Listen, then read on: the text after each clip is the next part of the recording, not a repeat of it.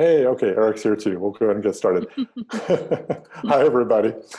So I want to welcome all of you who are joining us online. I want to welcome you all to Second Mondays. It's a monthly series presented by the University of Minnesota's Institute on the Environment.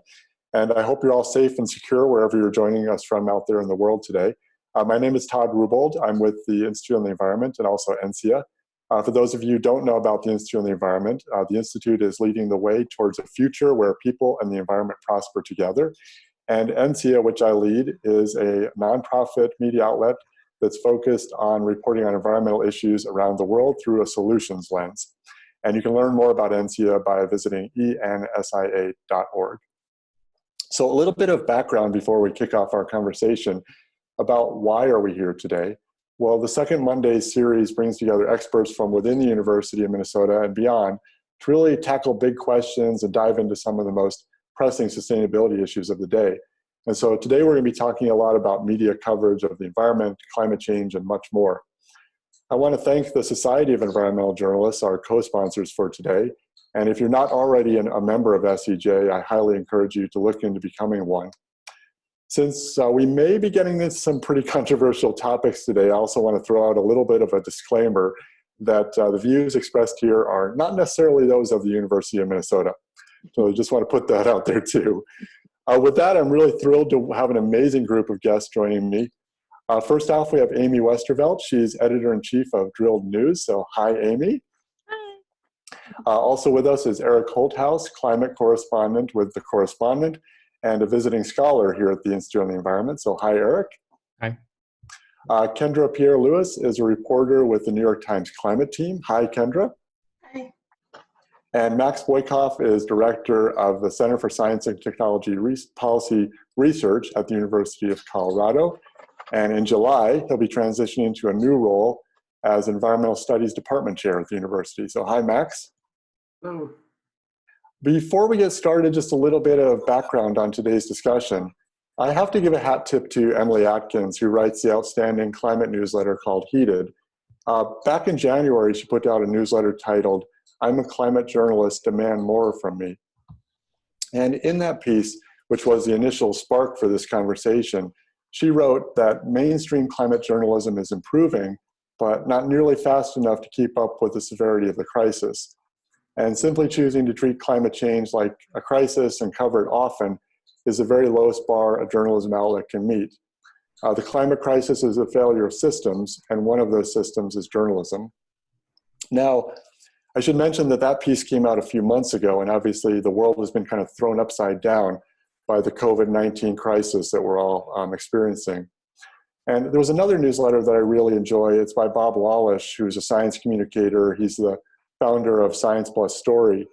And he wrote a newsletter recently that was titled What Not to Do. And in this newsletter, he wrote that there's only one story for the foreseeable future, and that's COVID-19.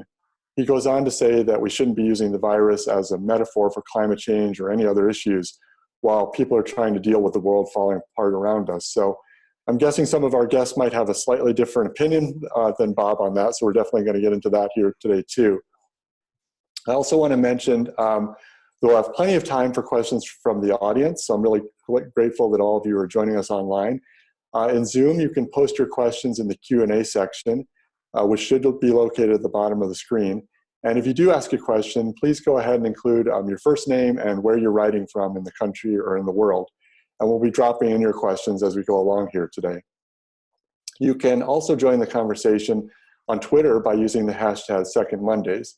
So to get started, I just want to ask all of our panelists, where are you in the world and how are you doing in the midst of this crisis that we're all experiencing right now?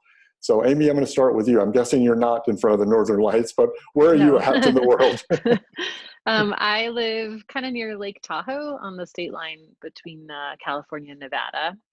And the good thing about that is that I live very close to a very empty national forest right now. So I'm not experiencing the nature withdrawal that a lot of people are.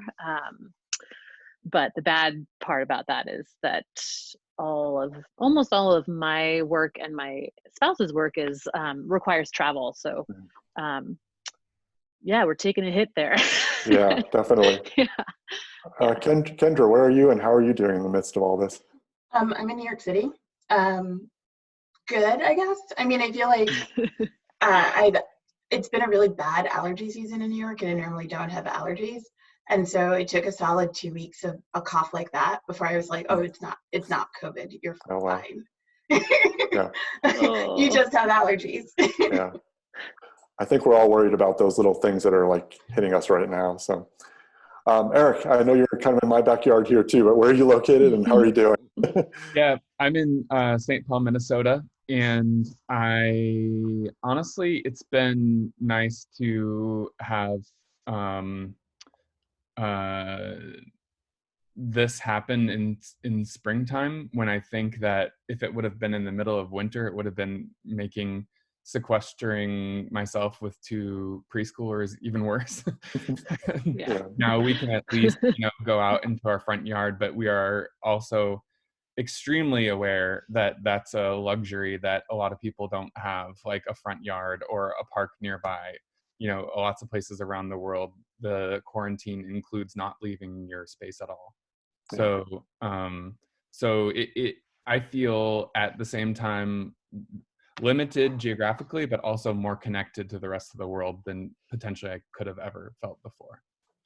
I definitely understand that. Max, you're also out west, and where are you and how are you doing? Thank you. Thanks, Todd. I'm hanging in there. We're in Boulder, Colorado.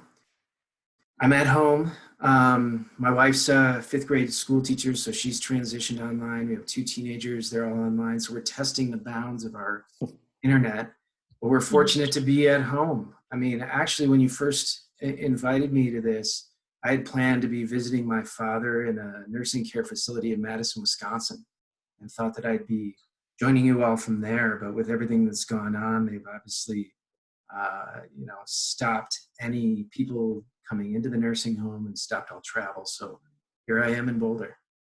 Well, I really thank all of you for joining us in the midst of what's going on in the world, and really appreciate you taking the time to be part of this conversation today. I think that it's a really important time to be talking about climate and the environment and the way the media covers these issues, despite everything that's going on. So thank you all for being here today. I want to ask a kind of simple question before we dive into the kind of big questions of the day around the media coverage. As a way for our audience to get to know each of you just a little bit better, I'm just curious, what was the initial spark or motivation to the work that you're doing today? Or put a different way, why are you all doing what you're doing out in the world? And so, Kendra, I'm going to put you on the spot first, if you don't mind. So why are you doing the work that you're doing as a climate reporter? I failed upward to the limits of my ability. No, it's actually a quote from the TV series The Expanse. I don't know, I've just always really been interested in climate and the environment. I would say that I probably started out generically as more of an environmental journalist. It's just been sort of persistent issue on my mind, since college, really. I transitioned to full-time journalism about 5 years ago, and it just was I often say I didn't become a journalist, I became an environmental journalist, I became a climate journalist. And it's the most pressing issue of our time, it's critically important, and I understand it, it resonates with me. Cool. Max, I'm going to jump to you next. Why are you doing the work that you're doing within, academia and the things you're studying, et cetera? Yeah. Yeah, well, I mean, I am not a journalist, and I noticed I'm really pleased to have this opportunity to sit with all of you and talk about journalism.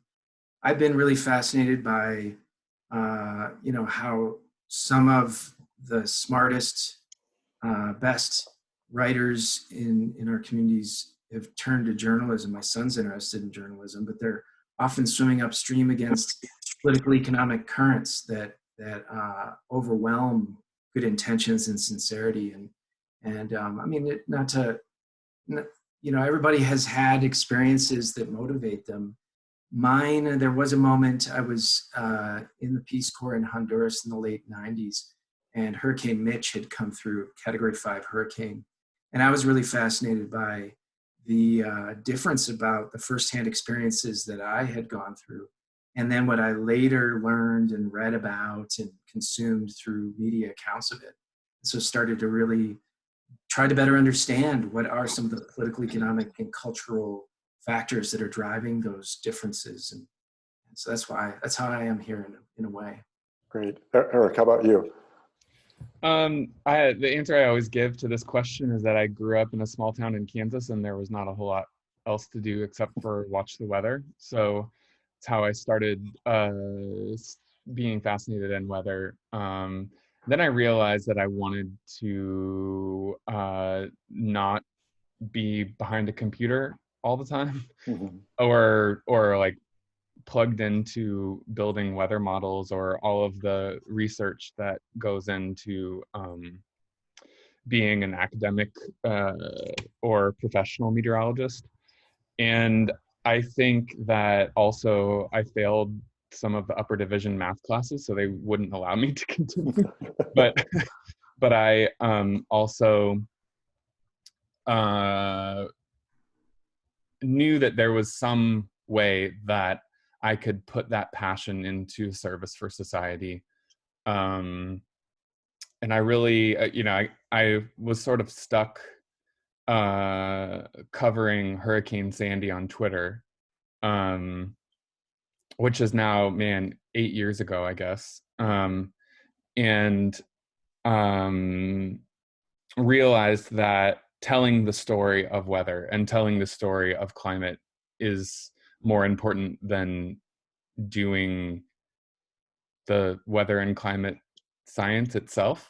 Like, the science is out there and exists in the world, but in order to have it mean something, it needs to be put at service of society, or ideally it would be at service of society at the very beginning when the science is created. But I think being the intermediary between science and the goals of living a better life and having a better world is, I think, where I see myself. I guess that's journalism. I guess that's writing, it's whatever it needs to be. Honestly, I feel like this is such an important problem that I'm trying to keep myself honest and remain responsive to what needs to be done. And Amy, why are you doing the work that you're doing? I was thinking about this recently because someone else asked me, and I realized that the very first kind of reporting that I did on climate came about because I actually had a weird copywriting job straight out of college for an engineering firm. And I had to write a case study about them re-engineering an offshore oil platform for rising sea level. And I thought, oh, that's interesting. I wonder what the other side of that is. And so I wrote something for just a small science magazine. And this is like, I don't know, in 2000. And so then I've just sort of come back and forth to it in different ways over the years. And more recently, the last 4 or 5 years, I've been really focused on this kind of climate accountability piece, because I think that I just personally, I want to understand better what all of the sort of systemic blockers to change are and what we can do about them. So Great. That's been my recent past. But yeah, yeah. So my quick response to this question too is I grew up in a really small town in the Black Hills of South Dakota. And so from a young age, it was like we were outside in nature, like in the outdoors, like pretty much every day. And so I think that's where like this passion for the environment started. But it wasn't until I read a book that's actually up on my bookshelf, which you all can't see here, Living Downstream, where I was really just like, wow, the power of storytelling coming together with the environment and these issues. I thought I could really do something, bringing together journalism, communications, those issues that I care about with the environment. So I think it's a similar thing with a lot of us on this call today too. So, okay, jumping ahead a little bit then. There was a report that came out last year, I think it was by Media Matters, that said that less than 1% of mainstream media coverage, this is big news, big broadcast outlets in the US, less than 1% of coverage was going to issues like climate change. And Max, you shared with me a link just the other day from the Media and Climate Change Observatory at the University of Colorado that showed in March of this year, amidst everything with COVID-19, there was a pretty big drop in global coverage of climate change too, compared to before.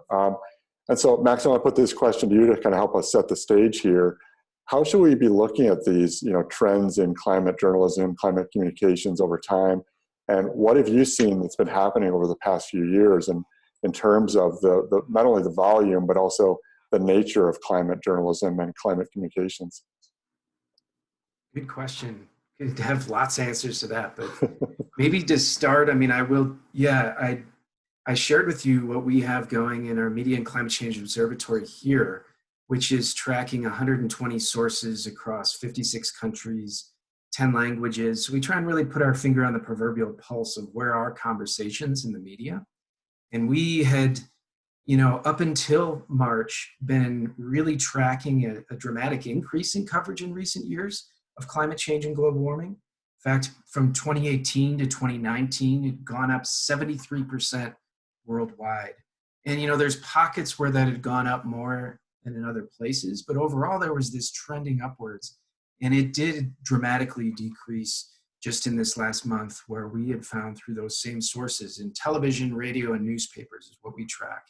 We found a 36% drop from February into March. And then compared with the previous March a year before, we had found a 17% drop. So still down from that building coverage. That's the quantity piece of it. I mean, just at least to get started, I feel like that'll be a conversation that we're going to continue to have throughout this time together. But to get started with it, while we have seen more coverage of and more focused attention paid to sources, to impacts, to solutions, which are all productive ways to cover this story, we've still seen a lot of chasing Donald Trump and chasing administrative negligence and rollbacks. And so those are some of the, maybe moving from the quantity of coverage into some of the content. That's at least my first response, is that we've seen different ways of covering these stories, no doubt.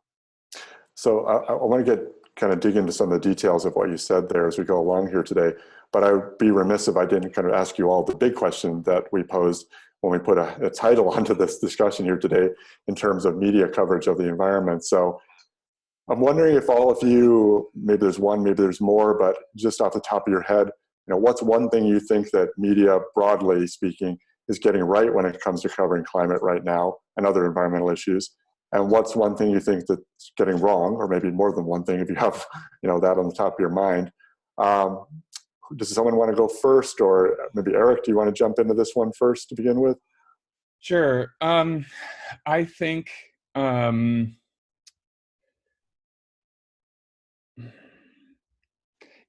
mean, to carry over from what Max said, what we're doing right is talking about it at all. I think that there's still such a lack of coverage in pure quantity terms for a problem that has such wide-ranging ramifications upon every aspect of human and non-human society on our planet, period. Like, you would think that it would be the lead news every day, in the same way that COVID is. Like, the way we see the coverage about COVID is what I imagine coverage should be like about climate change. Like, we can have every story be in relationship to climate change, but climate change is the main story of this century. And it determines whether or not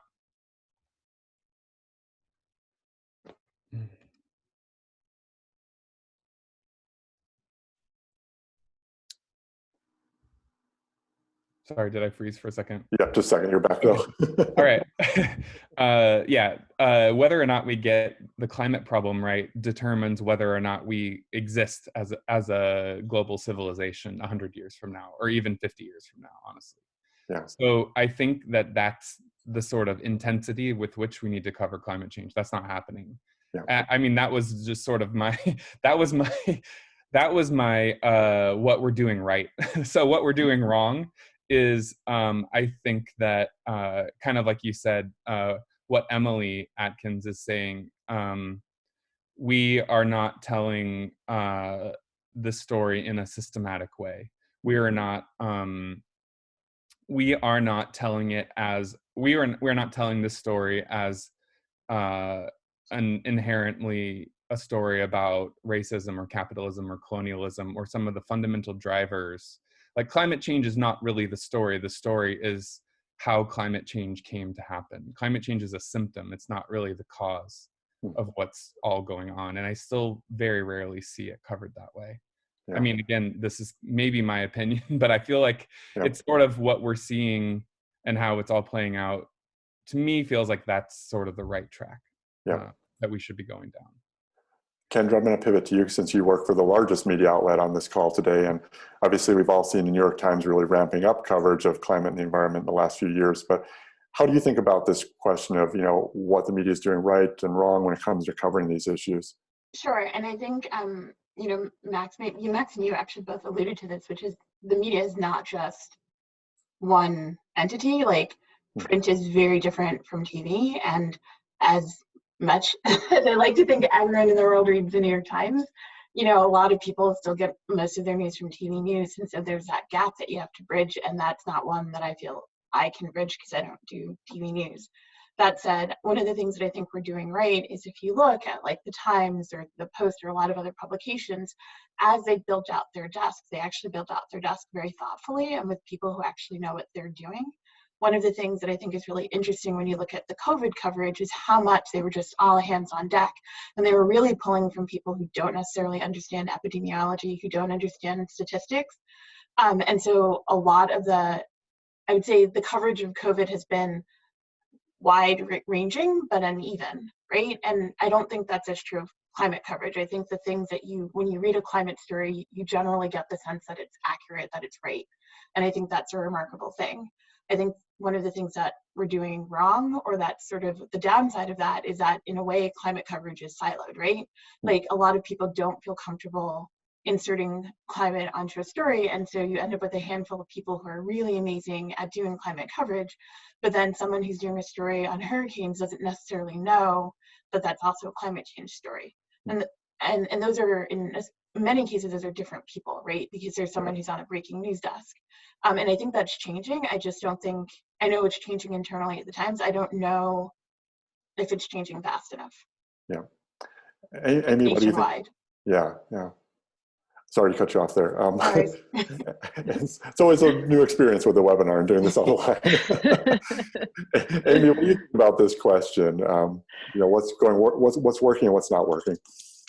I mean, I think on the good side, we're seeing so many different types of stories in the last couple of years, I would say.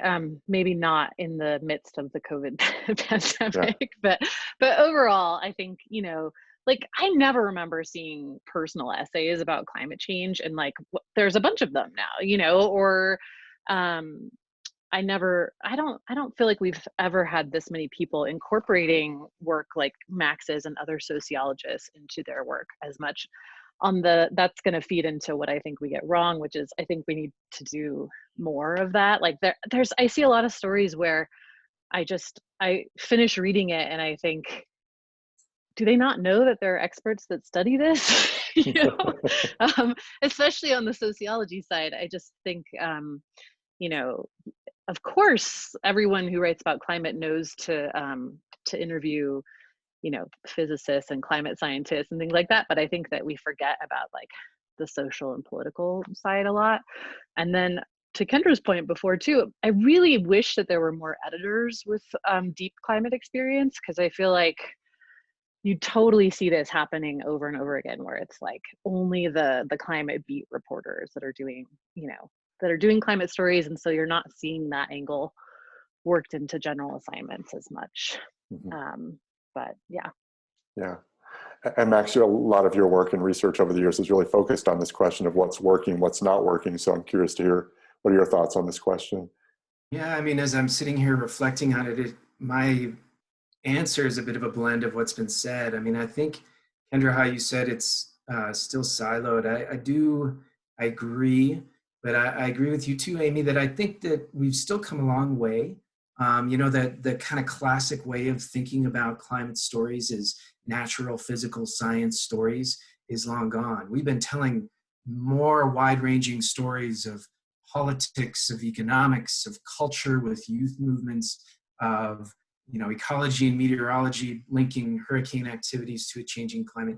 We've been doing a lot more of that as a community than we had done in the past. So that is progress, but I will concede, I mean, Kendra, you said, are we doing enough? And I think that is the bottom line again, is that we aren't. If I can be so generous as to say we as a community of people who not just are content producers, but those who analyze content too. I am a content producer in a different way too, but thinking about the scale of our engagement, we're nowhere near commensurate with this scale that's needed of these challenges and the way that they're intersectional with so many other related challenges. And so blending again what you had said, Eric, I mean, we're just getting started on telling the kinds of stories that not only could be told, but should be told, that should be connected up.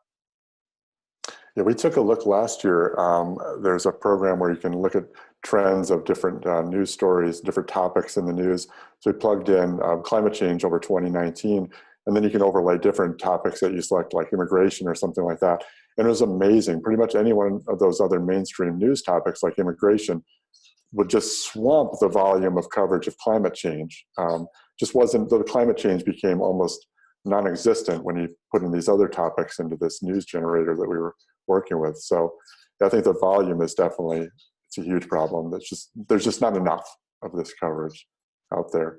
I want to jump over to audience questions in just a minute here, but I have one more question for all of you before we do that too. I want to go back to what Bob Wallace said, and I mentioned this in the intro, about people are really just focused right now on how do I survive day to day, and is this really the time to be talking about climate change or climate issues? Amy, I think you've got some opinions on this based on some coverage and some tweets I've seen coming out lately. So I'm going to throw this one to you to start with. Yeah, of course it's the right time. It's always the right time. I to completely reject this idea that, we can only hold one disaster in our heads at the same time. We're already starting to see the storm season hit. That's only going to increase. The wildfire season's about to kick off in California. The idea that people might have to be evacuated at the same time that the COVID, pandemic is happening is terrifying. And I think, and also, the argument that I've been making is the fossil fuel industry wasted absolutely no time to leverage this pandemic for all kinds of policy requests and stimulus requests and things like that. So this idea that somehow it's like too ideological to talk about climate right now seems really silly to me, and it just seems like, I don't know. I just don't know why that would be the case. And it certainly plays into whether we survive one day to the next. And it also is laying the groundwork for future pandemics. So yeah, yes is the answer. We should definitely be talking about it now. Yeah, I mean, what do others think on this, on that call? And Kendra, you just wrote about the wildfire issue. I agree with Amy completely because of the overlapping disaster. And it's not so I wrote about the fact that already firefighters are being stymied in their ability to prepare for fire season because the pre-season fire teams that they're supposed to gather together where they do sort of their early training, they couldn't do that this year because you can't gather 300 people together in a room. LA County has decided that they're not doing brush clearing right now, or LA City, sorry. LA City is not doing brush clearing right now. They're putting it off until June at the earliest because they can't get those teams together. So there's that element of it. And then there's the fact that what we know about the reason why Blacks and Hispanic people are dying from COVID higher is because of PM 2.5 pollution, because they're living downwind of these plants that are associated with climate change. And so we would have fewer people potentially dying right now if we had mitigated climate change earlier. These are just and it's important to put that out there now while people are, while we're seeing it happen in real time, because later on, everyone, we're going to want to forget. That's human nature. We want to, ideally, this will be nipped in the bud at some point, and we're going to want to move past it, and we're going to want to forget sort of the pain and the horror that we lived through, and we're not going to be in a place to make those connections later. Yeah. Eric, Max, Joe, either one of you want to weigh in on this question of timing? Is now the time to be talking about it? I wrote an essay a couple weeks ago saying that, during the middle of a crisis, during the middle of an emergency, when we're throwing trillions of dollars into a bailout plan, this is exactly the right time where we need to start thinking long term, or not start, but we need to be thinking long term right now, because our decisions right now will have decades of ramifications in terms of public policy, as well as the stories we tell, as well as, life and death situations among the most vulnerable people in society. And of course, this is the right time to be making that connection between the most important short-term health and economic shock in the last 90 years and the most important long-term crisis that we have going on simultaneously right now. Yeah, I mean, I just, one of the fictions that we live by is that climate change is a single issue. It's not. To the DNC, to anyone else who's listening, it's not a single issue that you can either put on the table or not have on the table. It's something that threads through all aspects of our lives. It's an intersectional set of challenges as is being described here. And so we ought to be thinking carefully about climate change as a threat multiplier. And so COVID-19 right now is a way into thinking very carefully about institutional structural inequalities that then put people who are more vulnerable at the forefront of impacts of COVID-19, of climate change, of many other intersectional challenges that we face. Yeah, that's a really good point. I think that, I've been guilty of that in the past, thinking about, climate change is an environmental problem. It's not. It's an economic problem. It's a cultural problem. It's everything. It kind of runs through everything in our lives right now. So I'm really glad you brought up that point, Max. So there's a question that came in from Brian I wanted to throw to the group here. Brian's asking, what marginalized voices would you like to highlight in your own work or see others create space for in their work? So I'll just leave that out there, and whoever wants to jump in and take that question first. Amy has a whole podcast devoted to this exact question. Okay, Amy, do you want to jump in then?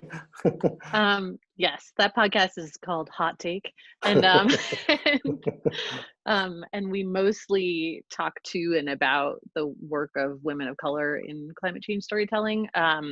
And I would like to hear from more women of color, and particularly more Indigenous writers who are not just talking about Indigenous land rights, although those stories are super important too. But I feel like we have this tendency to sort of silo Indigenous writers into pipelines and land rights. And I think that, there's a lot more that those writers can and should be writing about. And, I think, I don't know, I've seen Julian Noisecat do that quite a bit, but it'd be great to see more folks.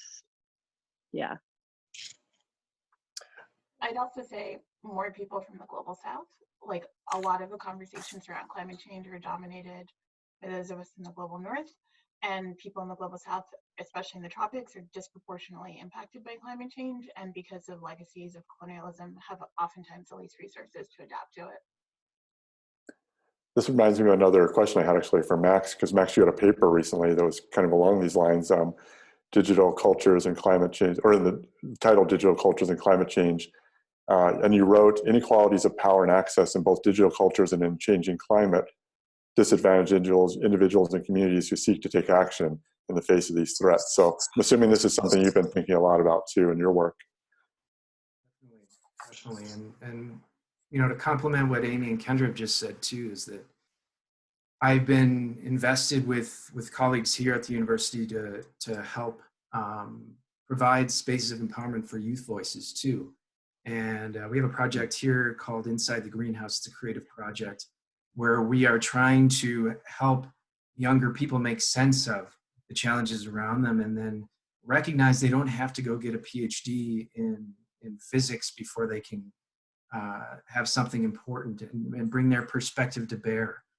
Greta Thunberg has shown us that as well. Incidentally, that Media Matters report that you cited before, one of the other really interesting pieces is that coverage of social movements, even though it still is small, is growing.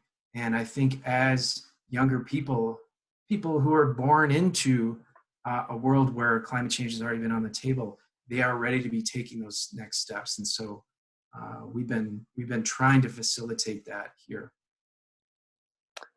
Eric, I think that you probably give a lot of thought to this question too about elevating marginalized voices. So I want to give you a chance to weigh in too before we jump ahead here.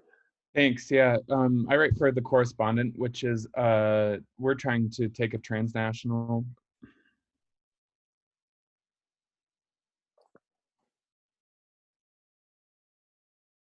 Just wait for Eric to unfreeze here. Just 1 second. Sorry, my computer's.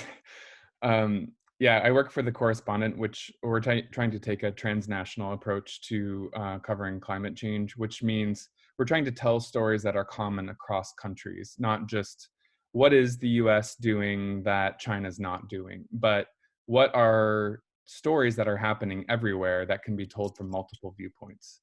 So we intentionally seek out voices from the global south to try to tell those stories for us so that we don't tell them on their behalf. Because I don't feel like I have anything particular to add to the experience of someone who grew up in the Marshall Islands. Like, they should be able to tell their own story. I can give them my platform. I can have them say, more so than just quoting them in an article, but giving them a true voice. Like, we have a recurring series at The Correspondent that we call Postcards, which is just inviting people to write 200 words or 300 words about a certain event. Like, we've done one on air pollution, for example. So first person experiences of what is happening in Brazil, for example, was one of those postcards. So yeah, I think directly giving the mic to people of color, people from the global south, women, youth, I feel like that is something that we should all be doing, especially in, legacy publications or in cable TV, if possible. All of those forms of journalism provide an opportunity to do something like that, I think. Yeah. I want to pivot just a little bit and ask you all a question that I'm really thinking a lot about lately, and I'm wondering how you think about this issue too. So I'll be the first to admit that I'm pretty outspoken when it comes to my social media presence, and have pretty strong opinion, having watched these issues for many years, and understanding the science of what's going on and what's happening, and seeing how slow we're moving around some of these issues that I really care about. But we live in this world where we're supposed to have this professional persona, whether it's as journalists or academics, where we're supposed to be just unbiased, neutral observers of what's going on in the world. But maybe, Eric, I'll put this question to you first, because it's something we've talked about a little offline here, is how do you balance that, or how do you thread that line between your more activist side and the more journalist side of the work that you're doing? How do you think about that? I'm curious to get others involved too, but maybe, yeah. Sure. Yeah, thanks. To be honest, I don't really have a distinction between those. I think what's needed as a journalist or as a person that's alive today is just truth telling. And so I try to do that. If you are forming an opinion, that means that you've thought about something, and you should always be willing to change your opinions if you are presented with new sets of facts. Maybe that's just how I think of it personally. But I'm also aware that I might say something online and not get in trouble for it the same way that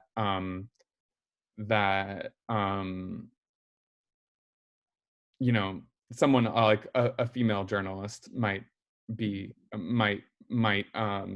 suffer consequences that I wouldn't, for example. So I think that, talking from my own experience personally, I don't know, whenever there is a controversial thing that happens, I try to go back to the science and the conclusions of the science.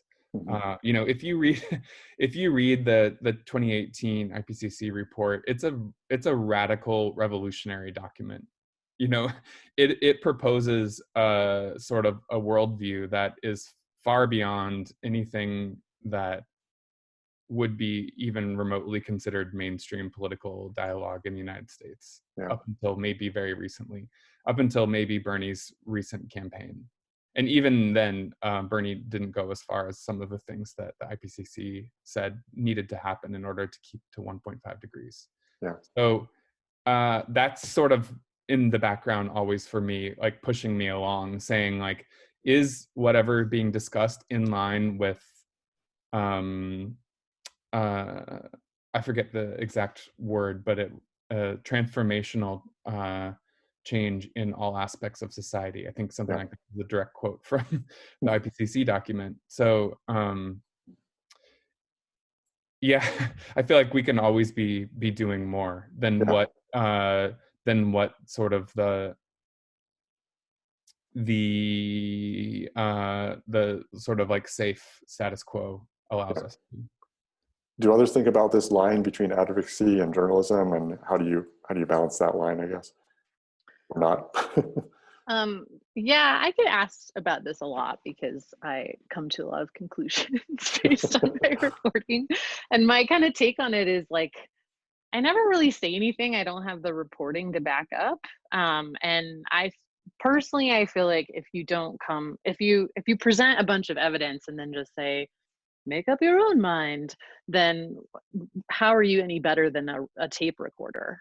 You know, I personally feel like the benefit of a journalist who has expertise. I've been covering climate for 20 years, you know, like I have a perspective based on that experience, and I just, yeah, but you know, also that's why I work for myself. So, you know? And to Eric's point earlier, I mean, yeah, like I have crazy people come after me on social media. I've had people like, you know, find out where I live and like find out my kids' names. And I mean, it's like, it's crazy. So the other day I had someone who, you know, out of nowhere, accused me of inciting violent revolution. So, you know, that comes with the territory, I guess. Yeah. Yeah. Kendra and Max, do you guys think about this at all? Do either of you, are you worried about that? I guess it's easier for me because we have strict social media guidelines, and so I follow them. I only tweet facts. I mean, my opinion on Mayo is definitely a fact. It's a fact, Kendra. It's a fact. It's a fact. Mayo is disgusting, and that is just a statement of fact. It's truth. It's holding truth to power. In fact, you know, so like I can have an opinion on mayonnaise, obviously, but the big line for me is I don't want something I tweet to then be able to be used against me with something I report. Yeah, that's a really good point. That's important. And from slightly different perspective, where I sit in an academic institution, I mean, I actually sit within what's called the Cooperative Institute for Research in Environmental Sciences. It's over 900 largely natural physical scientists. There's a handful of us in the social sciences that work with them. And, you know, I'm contributing to the next IPCC report. So it's a slightly different place, but I've seen that there has been this retreat from these notions of accusations, as you're talking about, of advocacy. And I think that it's come at a real cost at exactly the wrong time. I think those of us who do the research, those of us who have the years of experience of journalism that you're talking about, Amy, it's incumbent on us to be advocating for facts, for evidence, for truth, for critical engagement. I mean, it's another thing to be advocating for particular policy outcomes. Fine. That's not the appropriate place for me. That's fine. But advocating for evidence is a form of advocacy that I'm willing to stand for. Yeah. We just had a question come in from Michael in New Jersey that I want to ask all of you. So Michael says, I'm an environmental reporter for New Jersey, or NJ.com and the Star Ledger. Local outlets like ours have limited reporting resources, and those resources will be even thinner once this pandemic is done. Do you have thoughts on how to deal with this and what local news can be doing better for climate coverage in general? So I know many of you on the call today work for larger outlets, but what could local news be doing a little bit better in terms of covering climate and environmental issues? can I jump in? Yeah, go ahead, Amy. Okay. Yeah. I think it's a huge problem. I mean, there was this story in Columbia Journalism Review maybe a month or so ago about the impact of news deserts on coverage of, pipelines, and the places that these pipelines are going through happen to be news deserts. So I think it's a big problem, and I don't know. We've been trying to connect with local journalists and like create networks in some way. I think that's the only way that I kind of feel like that's the only thing that's going to help, is some kind of partnership between larger outlets and local reporters, and some kind of collaboration. I think that like the sort of legacy of competition in media is really detrimental to this.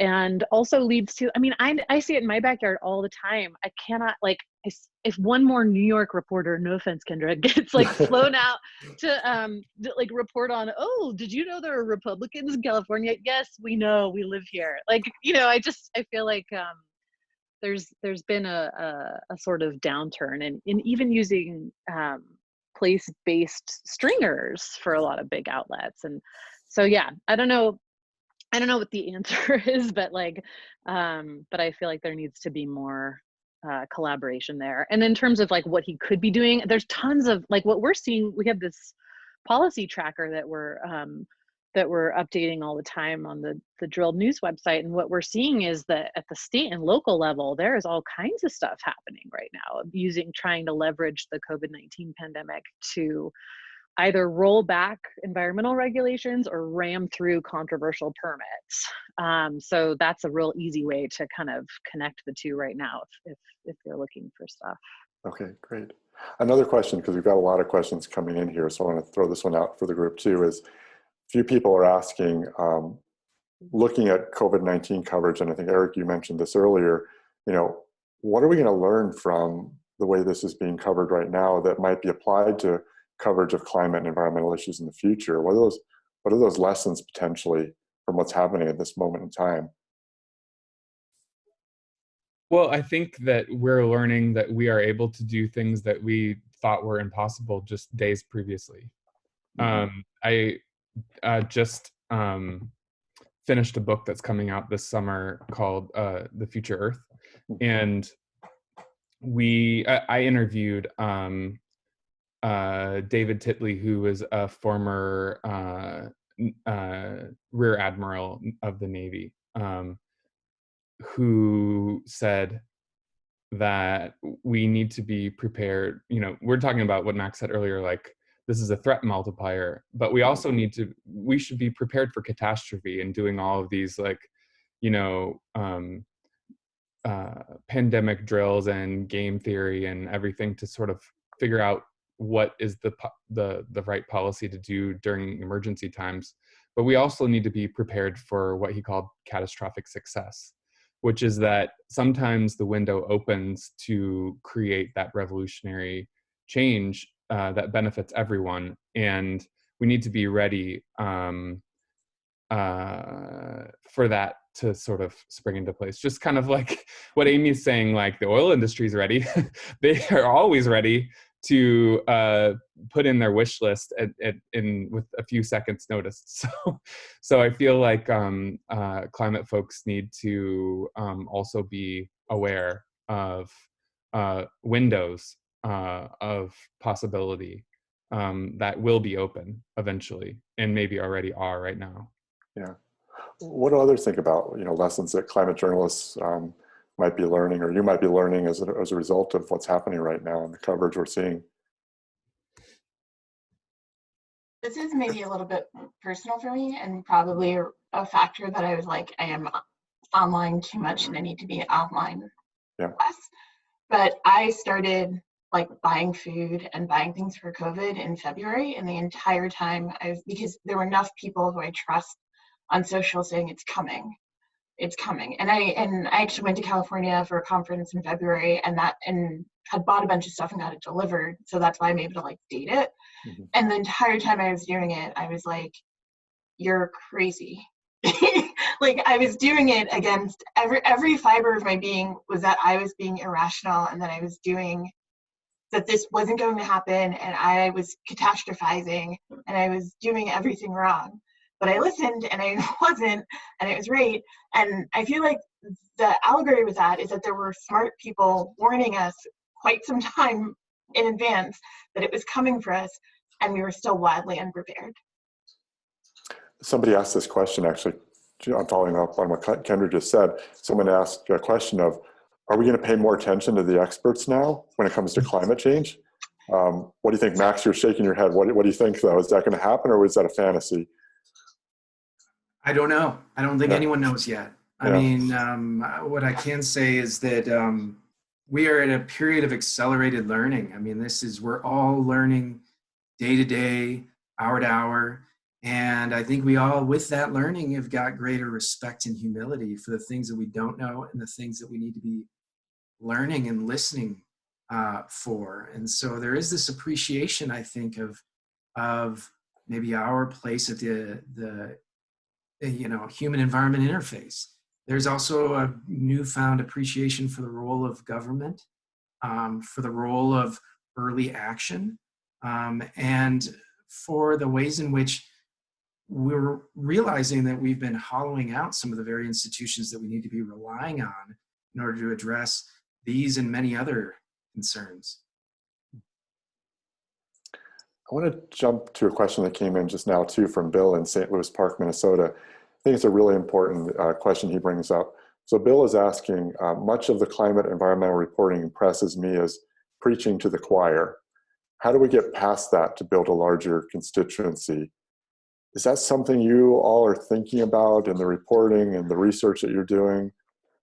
I have just a factoid to throw in there, Yeah. and that is that in our second season of the Drilled podcast, I followed around some crab fishermen who ended up becoming the first industry to sue the oil companies. And I was really struck by the fact that like half of them don't believe in anthropogenic climate change, and they're named defendants in a lawsuit against the oil companies. And that is because they just felt like there was a fundamental unfairness about companies having information that people didn't have, and companies acting on information that they were telling people to ignore. So that was really eye-opening to me, because I feel like there's a little bit of a like, sort of the entry fee for the climate conversation is that you have to at least believe in human caused climate change, or you have to understand some basic scientific thing. But I just don't think that's true. I think that if you actually I think it was both Max and Eric were saying before about that if you get at that power and systems conversation, that actually like there's a lot of on-ramps for people. Yeah. The other thing that I think, so before I was at the Times, I was at Popular Science, and Popular Science is very popular in Texas and Florida, and prisons, among other places. And so I was very aware that I was speaking to a population that was by and large conservative. And so a lot of the things that I think is really interesting if you read climate coverage, or not just climate coverage, but coverage in general, is there's an ambiguity to it, where if you read things, depending on your worldview, it can seem like the same sentence can seem like a good thing or a bad thing. And sometimes we write things assuming people will interpret them as negative, when really it's actually more ambiguous. So like a really good example is if you say an administration is rolling back a regulation, if you think regulations are good, then that sentence reads as bad. But if you think regulations are bad, then that sentence reads as actually incredibly positive, and you're not actually conveying why it matters that they're doing this thing. Mm-hmm. And so that's something that I still try to bring with me, is to try to make clear, that air pollution is bad, for example, generally speaking, to like try and avoid some of that ambiguity so that people are not reading things through the filter of their own biases. Mm-hmm. Max, you've probably studied this a lot. How do we break beyond the choir? What you've seen worked. I'll come to you in just a second. Eric, what do you think about this whole breaking beyond the choir? Is that something you think about in your work too? Yeah, definitely. I mean, my parents still live on a farm in Kansas, and I know that there is a big sort of push for for wind power developers to come in and lease space in pastures. And there is the same sort of thing like Amy's describing, is like, if you tell the story right, it really can change the outcome a lot. I don't know, like, Texas has been the #1 wind producing state for I don't know how many years. Like,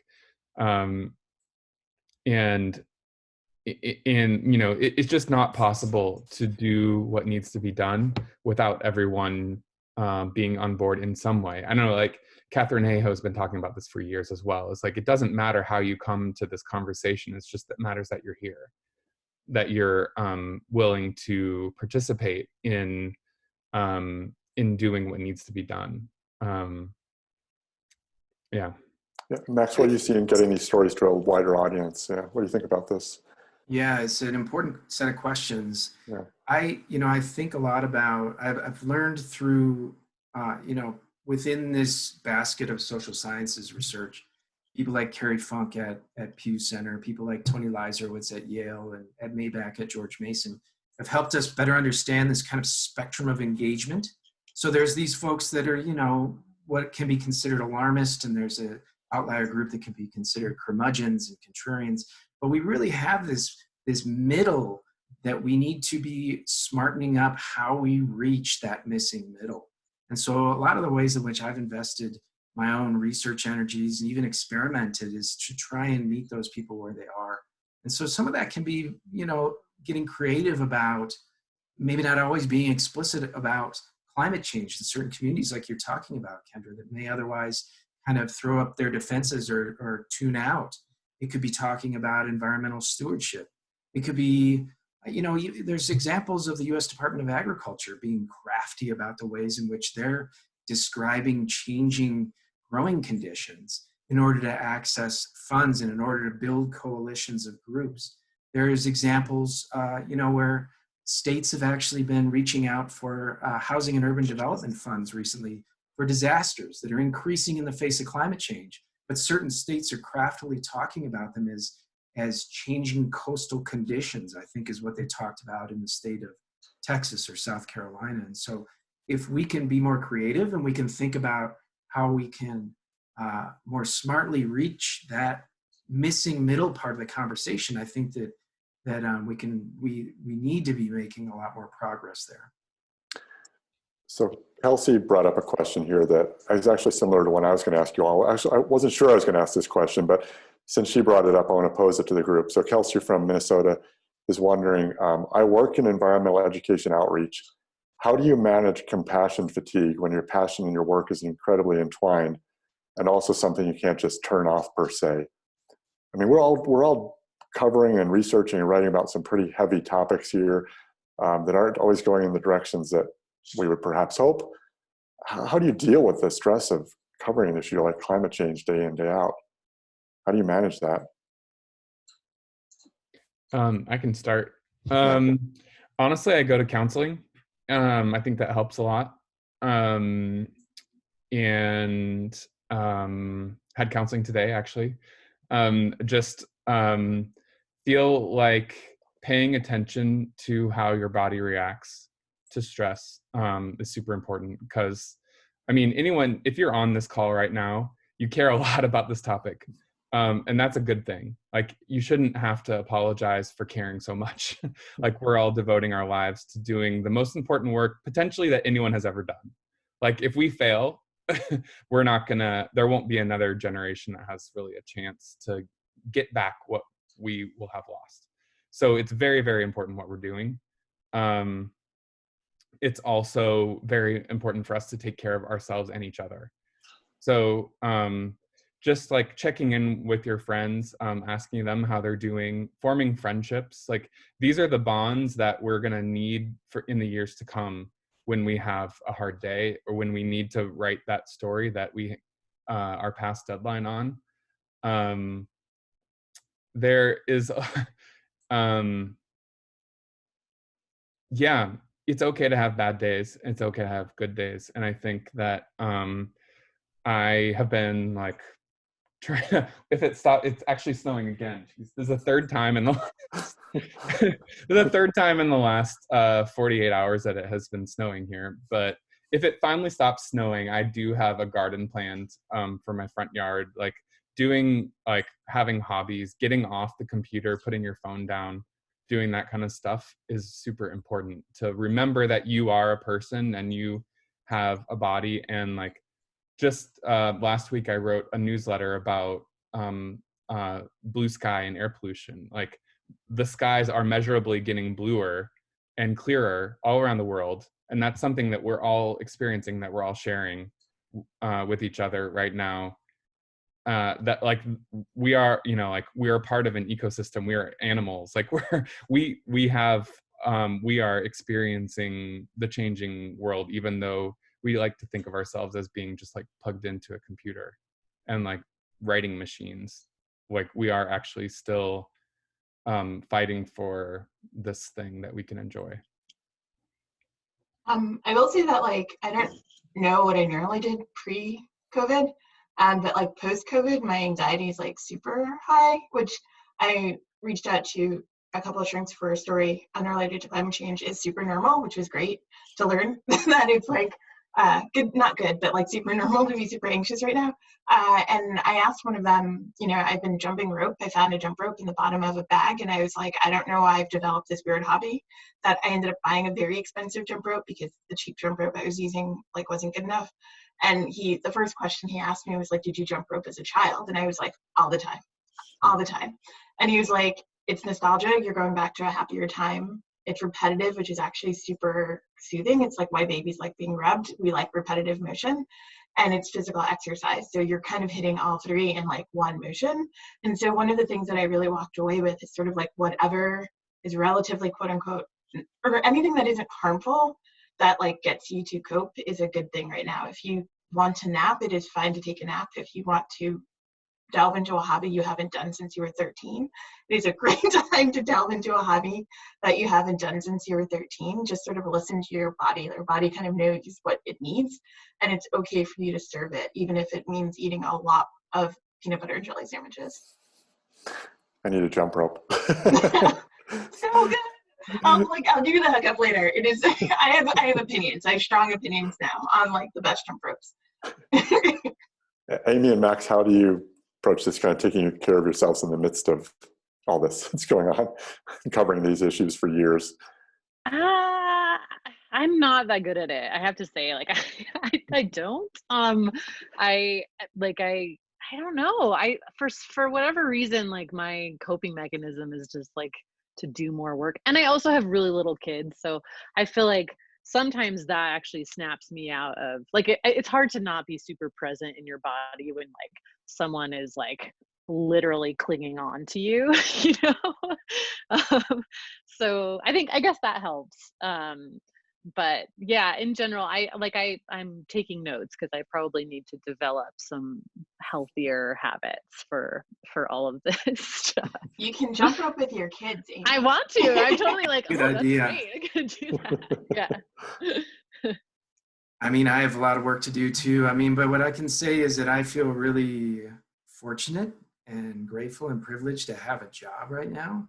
And with that, I feel really motivated, not to squander it or to make the most of it. And I'm also feeling really emotional, and rather than trying to like shut that down, we can think about emotions as he or she's emotional and that's negative, but I think we're getting in touch with ourselves, and I think that's generally a good thing.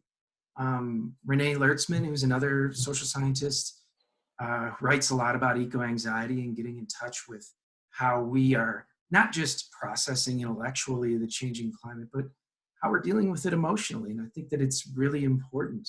I mean, one of my creative outlets, I will say too, is that as part of that emotional kind of register, is that with a theater professor here, Beth Osnes, we're actually putting together a climate change and comedy show that we're going to air on Earth Day. And it's been a really nice creative outlet where we've been able to pull in comedians like Chuck Nice from New York City and other folks to try and put together a show that's going to make us all laugh, but then also actually get us continuing to think about these pressing issues. So it's kind of my way of coping. Maybe it's a little bit of working, I suppose, but I have work to do. I really appreciate how open and honest you all were in response to that question. And I think the person who asked it would really appreciate that authenticity too. I'll just throw out that, I'm generally a pretty anxious person myself. I second Eric's comment about therapy being super helpful. And when this all started, my anxiety levels were like through the roof. I think it was a realization a couple of weeks ago when I was working with Mary Hoff, our editor-in-chief in NCIA, talking about how this incredible opportunity, and it's kind of crazy to think about it like that, where you can draw a parallel between COVID-19 and show the connections to what we're doing to our natural environment and wildlife and climate change and all these other issues that just felt really inspiring to be like, no, we have to tell these stories right now. This is such an important moment to be out there talking to the world. So I found a little bit of solace in doing that, I suppose. We've got just a few minutes left before we wrap up here today, and I've got so many questions we didn't get to, and a bunch of questions that came in from people viewing, and I'm really sorry we didn't get a chance to go through all of those too. We'll share the questions if we can with all of our guests here today, if they feel like reaching out and responding or tackling them in their future work, something like that. But before we go, I just want to kind of go around and ask all of you, is there something about your work, about the way you're thinking about media and the environment, whatever it might be, that you really hoped that we would have got to today that we just didn't get to in the course of our conversation, something you want people to be left with, to know about what you're doing, how you're thinking about these issues. So I just want to kind of open up the floor for the last couple of minutes here before we wrap up. So does somebody want to jump in first, or should Kendra, you raising your hand there? Okay. I do think that the other thing to keep in mind is that media is not a one-way street. So if your local paper or your local TV station isn't covering climate and you feel like they should be, if lots of people start writing in and kind of complaining about it, that kind of increases the likelihood that they'll actually start covering it.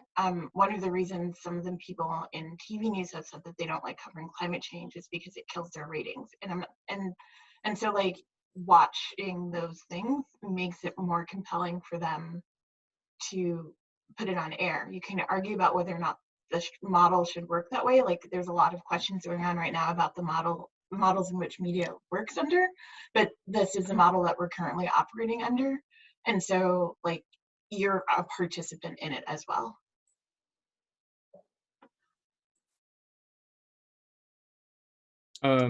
Yeah, I just to build on what Kendra just said, I feel like the most trusted news source probably is someone you know personally. So that means you are also someone else's most trusted news source, probably. So I guess I always think that the most important thing that anyone can do right now is to talk about climate change in person to family and friends, with family and friends, because I think that just drives home the personal nature of this problem, in something that has for too long been considered an abstract thing that's happening to someone else. If you are the person that someone else hears about climate change from, they will know that that this is a personal issue for you and it matters a lot to you, and you can explain why. And I think that if everyone did that, then we would kind of fill the news gap. So I think journalists also should be giving maybe more opportunities or more guides for how to have those conversations with people, because I feel like that's the line between journalism and advocacy that I think that most journalists don't often cross, that I think we need to. If we are aware that we are in an emergency, just like we are, like the COVID-19 emergency, it's our responsibility to encourage those kind of conversations. agree. I mean, some of those same social science researchers I name checked earlier have found across the US that only 9% of our population frequently talk about climate change to friends and family. And so, only 40% talk about it occasionally. So talking about it, I think I totally agree. And to further that, I just, I think we've touched on it a little bit, but to further emphasize the point that we can't remain encased in these sort of atomized, greener than thou, individualized spaces, that these are about system changes that need to take place, that we don't need heroes of the environment if we can change the structures that give rise to the behaviors that we want to change. And so I guess that's something that I just want to reemphasize. So stories in the media that get to those larger questions, that don't get us trapped in dueling personalities, help us further along that path. Yeah. I would just say too that I have my kind of personal obsession is disinformation. And I feel like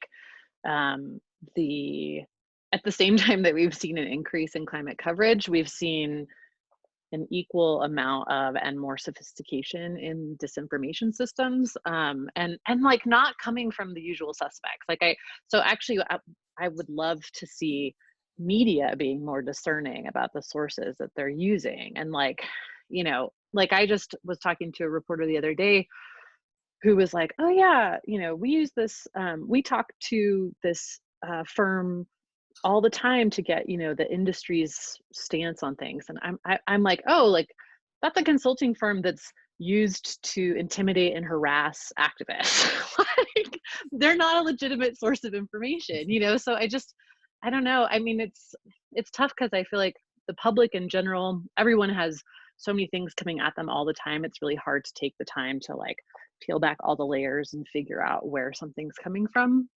But I think that as journalists, that's definitely our job. And like the media really needs to do a better job, I think, across the board of making sure that not just like making sure that they vet sources themselves, but also like that the public knows that there are all of these people that are constantly trying to trick them into covering not real things, and that's a strategy. Anyway, just I think that like to the extent that people can understand the depth and breadth of disinformation efforts and therefore be a bit more critical about the information that they're consuming, I think we'd all be in a better place, not just on climate, but probably the COVID stuff too. Yeah. Well, Amy, Kendra, Max, Eric, I really want to thank all of you for being with us here today and taking time out of your schedules, and also in the midst of this crisis and juggling. We had a practice call earlier a couple of weeks ago where we were talking about the challenges of children and families and all the things we're kind of juggling right now. So I missed it entirely for that reason. So thank you for being with us. Thank you everyone who tuned in today for this conversation. Also, it's really great to have all of you with us here today too. Just a couple closing things before we wrap up. I want to thank the University of Minnesota's Institute on the Environment for hosting this conversation, the second Monday's conversation, and also Society of Environmental Journalists for being our co-sponsor for today. We'll be archiving this conversation on YouTube, so if you missed parts of it, you can go back.